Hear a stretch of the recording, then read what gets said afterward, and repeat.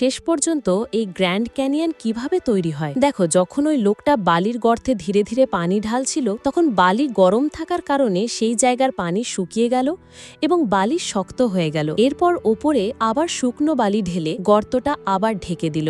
এই প্রক্রিয়াটি সে 3বার করল, অথচ প্রকৃত গ্র্যান্ড ক্যানিয়ন তৈরিতে এটি হাজার হাজার বার ঘটে।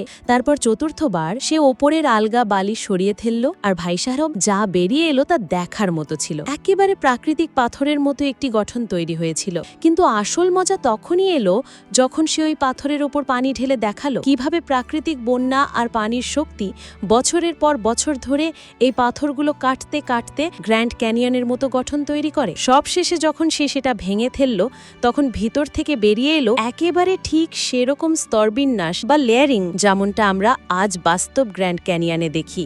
অর্থাৎ ওই লোকটা মাত্র 2 মিনিটেই আমাদের পুরো পৃথিবীর ভূতত্ত্ব বা জিওলজি বুঝিয়ে দিল।